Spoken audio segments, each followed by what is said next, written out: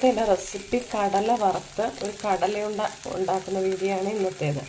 അപ്പം ഞാൻ ഒരു പാനിൽ ഉപ്പ് കല്ലിട്ടിട്ടുണ്ട്.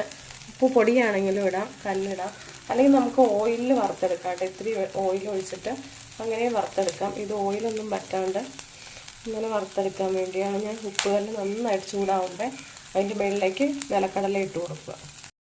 കല്ലുപ്പ് ചൂടായി വന്നപ്പോൾ ഞാൻ കടല ഇട്ട് കൊടുത്തിട്ടുണ്ട്. നന്നായിട്ട് ഇളക്കി വറുത്തെടുക്കാം.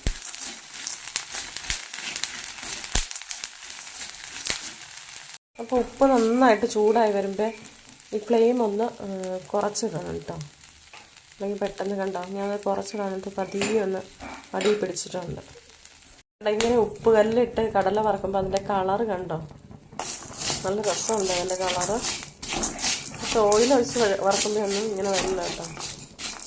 നല്ലൊരു കളറുണ്ട്. ജസ്റ്റ് ഒന്ന് അടി പിടിച്ചേക്കണമല്ലോ, ഒരു കറുത്ത പൊട്ട് പോലെ. ഈ ഫ്ലെയിം ഇച്ചിരി ഞാൻ കുറച്ചിടാൻ കേട്ടോ. ഈ ഉപ്പിട്ട് കടല വറുത്താൽ മിനിറ്റുകൾക്കകം നമുക്ക് റെഡിയായി കിട്ടും കേട്ടോ. ഓയിൽ ഒഴിച്ച് വറുത്താലൊന്നും ഇത്രയും പെട്ടെന്ന് റെഡിയാവില്ല. 5 മിനിറ്റ് വേണ്ടി വന്നില്ല കേട്ടോ, പെട്ടെന്ന് കടല റെഡിയായി കിട്ടി. അപ്പം ഇനി ഫ്ലെയിം ഓഫ് ചെയ്യാണ്.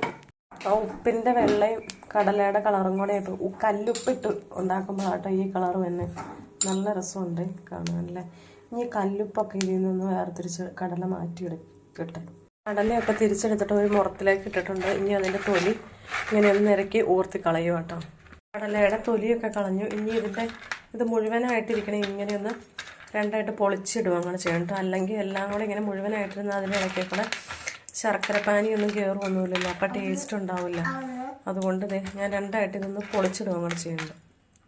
കടല റെഡിയാക്കി എടുത്തതിന് ശേഷം ഞാൻ ഈ പാൻ ചൂടായി വന്നപ്പോൾ ഒരു സ്പൂൺ നെയ്യ് ഇട്ട് കൊടുത്തു. ഇനി ഇതിലേക്ക് ശർക്കരപ്പാനി ഒഴിച്ചു കൊടുക്കാം. ഇനി ഇതിൻ്റെ പാകം നോക്കി നമ്മൾ കടല ഇട്ട് കൊടുക്കണം, അതാണ് ഒരു റിസ്ക്. അപ്പം ഞാൻ അന്നേരത്തേക്ക് ഇതിലേക്ക് കുറച്ച് ഏലക്കാപ്പൊടിയും കൂടി പൊടിച്ചിട്ട് കൊടുക്കുന്നുണ്ട് കേട്ടോ. അപ്പം ഞാൻ ഇതിലേക്ക് ഏലക്കാപ്പൊടി പൊടിച്ചതും കൂടെ ഇട്ട് കൊടുത്തിട്ടുണ്ട്. അപ്പോൾ ഈ ഏലക്കായുടെ നെയ്യിൻ്റെ ഒക്കെ ഫ്ലേവറും നല്ല സ്മെല്ലും വരുമ്പോൾ കടലക്കട്ടി ഇങ്ങനെ നല്ല ടേസ്റ്റായിരിക്കും കടല ഉണ്ടാക്കി. അപ്പം നമുക്കിതൊന്ന് ഇങ്ങനെ കുറുക്കിയെടുക്കാം. കുറുക്കി വരുമ്പോഴാണ് കടല ഇട്ട് കൊടുക്കുന്നത്.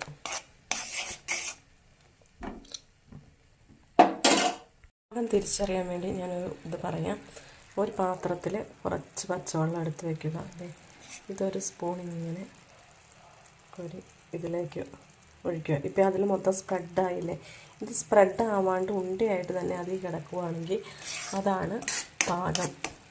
ആ സമയത്താണ് നമ്മൾ കടല ഇട്ട് കൊടുക്കേണ്ടത്.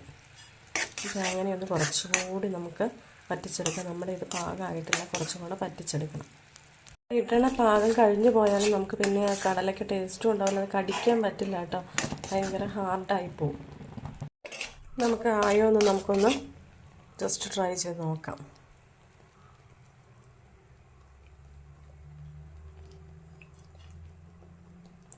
ആദ്യത്തെ അത്ര സ്പ്രെഡ് ആവണില്ല കേട്ടോ, എന്നാലും ഇത്ര കൂടി ഒന്നും ആവാനുണ്ട്.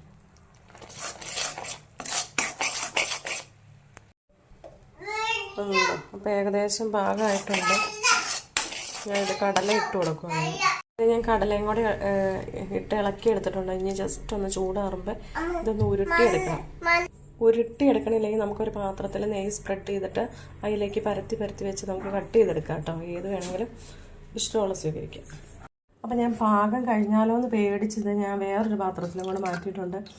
ചൂടൊന്നും നന്നായി ആറിയിട്ടില്ല. ആറുന്നതിന് മുമ്പ് ഇത് ഉരുട്ടിയെടുക്കണം. അപ്പം ഞാൻ കയ്യിൽ അല്പം വെള്ളം തേച്ചിട്ട് ഇത് ഉരുട്ടിയെടുക്കുക കേട്ടോ. ഇനി ഉരുട്ടിയെടുത്തിട്ട് കാണിച്ചു തരാം. നല്ല ഷേപ്പായിട്ട് നല്ല ബോളായിട്ട് ചെറിയ ബോൾസായിട്ട് നമുക്ക് ഉരുട്ടിയെടുക്കാം കേട്ടോ. അപ്പം ഇവിടെ ഒരാൾ കാവലായിട്ട് വന്നിരിക്കുന്നുണ്ട്. മുത്തിന് തരാനാന്നേ, അവിടെ വയ്ക്കേ.